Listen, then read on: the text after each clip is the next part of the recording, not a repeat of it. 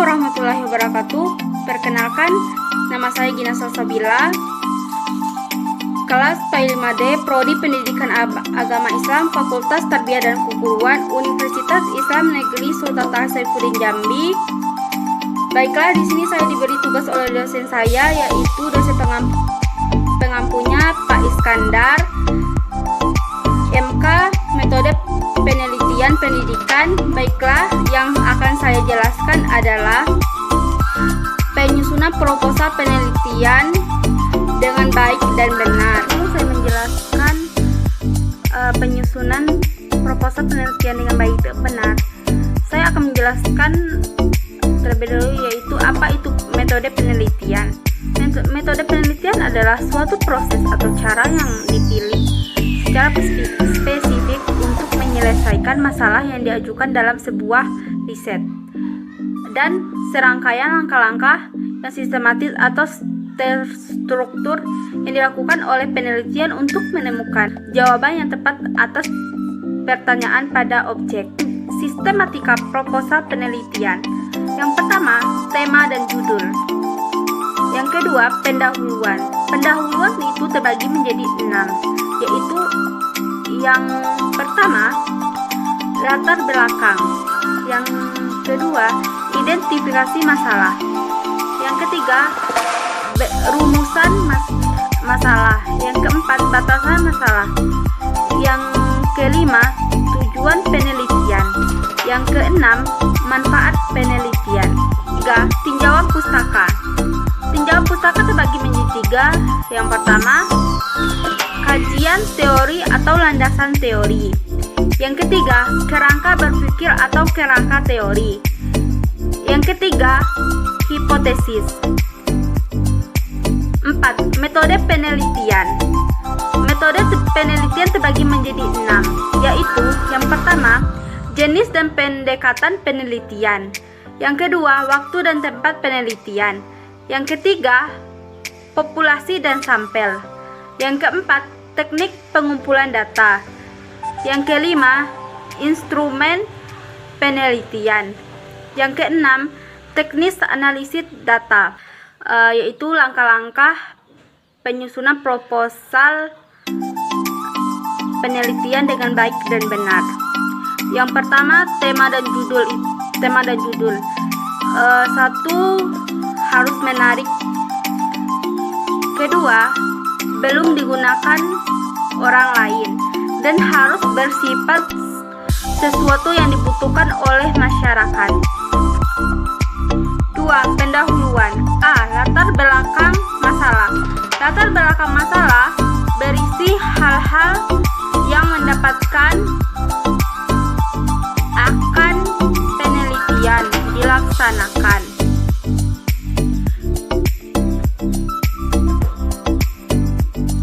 2. Pendahuluan. A. Latar belakang masalah. Latar belakang masalah berisi hal-hal yang mendorong penelitian akan dilaksanakan. Pada bagian latar belakang masalah perlu dijelaskan mengapa masalah penting untuk diteliti. B. Identifikasi masalah. Bagian identifikasi masalah berisi poin-poin masalah yang terdapat pada latar belakang masalah. C. Batasan masalah. Bagian ini disajikan membatasi ruang lingkup penelitian sehingga penelitian dapat dilakukan secara lebih mendalam dan tajam. D. Rumusan masalah. Sebagai penegasan dari apa yang telah diubah dalam latar belakang masalah, pada bagian ini perlu dikemukakan rumusan spesifik dan masalah yang hendak dipecahkan. E. Tujuan penelitian. Tujuan penelitian berisi tujuan yang akan dicapai dalam penelitian. Pada suatu penelitian kadang menuliskan tujuan langsung yang secara spesifik diharapkan dapat dicapai dari kegiatan penelitian. Namun, terkadang Tujuan penelitian ini dibedakan menjadi dua bagian, yaitu tujuan umum dan tujuan khusus. F. Manfaat penelitian. Manfaat penelitian memuat kegunaan atau faedah yang dapat diperoleh dalam hasil penelitian yang telah terlaksanakan. Yang ketiga, tinjauan pustaka. A. Landasan teori. Landasan teori dimaksud untuk memberi gambaran atau batasan-batasan tentang teori yang akan dipakai sebagai landasan penelitian. Landasan teori dijabarkan dari mengkaji berbagai sumber pustaka dan kemudian diformulasikan menjadi kerangka teori oleh penelitian sendiri. Pendekatan dan tuntunan untuk memecahkan masalah penelitian, menyusun kerangka pikiran penelitian, perumusan hipotesis dan pengembangan prosedur penelitiannya. B. Kerangka teori. Setelah mengemukakan berbagai teori yang berkaitan dengan variabel dan masalah yang diteliti, dan juga telah melakukan kajian terhadap berbagai hasil penelitian yang relevan, peneliti dapat membangun kerangka teori yang meyakinkan mengenai hubungan antara variabel penelitian dan masalah yang akan diteliti. 3. Hipotesis. Hipotesis merupakan pernyataan yang dikemukakan penelitian sebagai jawaban sementara terhadap masalah yang diteliti. Rumusan hipotesis disusun berdasarkan landasan teori dan atau peneliti relevan yang telah dikaji sebelumnya. Hipotesis bukan sekedar pernyataan yang bersifat spekulatif dari penelitian, melainkan suatu pernyataan yang dibuat setelah peneliti melaksanakan kajian berbagai teori dan penelitian yang mengingat hipotesis merupakan jawaban sementara terhadap permasalahan yang diteliti. Maka hipotesis hendaknya dapat diuji, maksudnya tersedia data yang akan dikumpulkan untuk menguji melakukan penelitian yang akan dilakukan. Apabila hipotesis yang telah diuji terbukti kebenarannya, hipotesis berubah menjadi kesimpulan dan dapat pula merupakan teori baru yang telah dilakukan pengujinya. 4. Metode penelitian.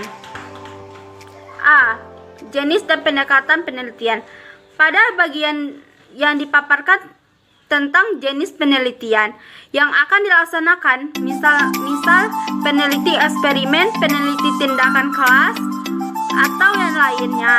Pendekatan penelitian yang akan digunakan juga dijelaskan di sini. Apakah penelitian yang akan menggunakan pendekatan kualitatif, kuantitatif, dan keduanya. Pemilihan jenis penelitian yang akan dilakukan harus memperhatikan tujuan penelitian yang akan dicapai dan permasalahan yang akan diselesaikan. B. Waktu dan tempat penelitian, yaitu pada bagian ini penelitian menjelaskan kapan waktu penelitian, di mana tempat penelitian akan dilakukan.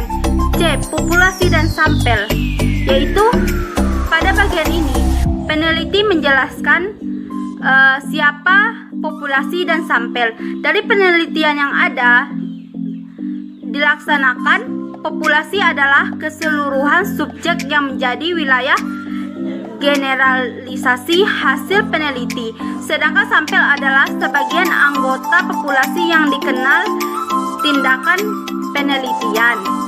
D. Teknik pengumpulan data. Teknik pengumpulan data adalah cara-cara yang akan digunakan peneliti untuk mengumpulkan data penelitian. Penelitian dapat memilih berbagai teknik pengumpulan data yang sesuai dengan kebutuhan dan penelitiannya. E. Instrumen penelitian. Pada bagian ini perlu menjelaskan instrumen apa saja yang digunakan serta untuk mengumpulkan data apa saja. Masing-masing rumusan tersebut dalam penelitian.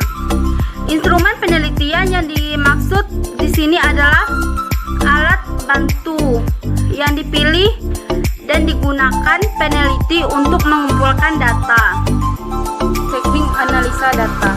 Pada bagian ini, peneliti perlu mengemukakan bagaimana data peneliti dianalisis. Dengan demikian, bagian ini menyajikan penjelasan bagaimana teknik analisa data yang akan digunakan peneliti untuk menganalisis data.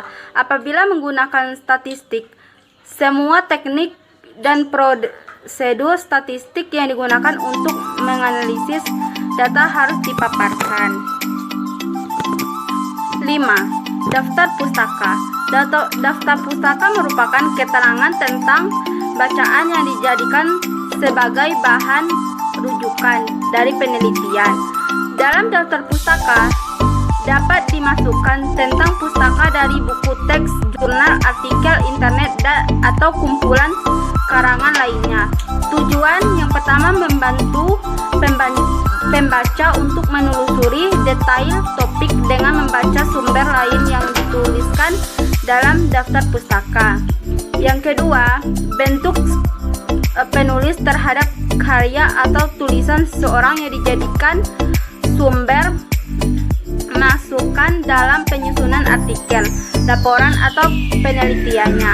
Ketiga, menunjukkan bahwa sebuah tulisan tidak dibuat secara asal-asalan, melainkan ditulis berdasarkan sumber-sumber terpercaya dalam bidang keahlian masing-masing.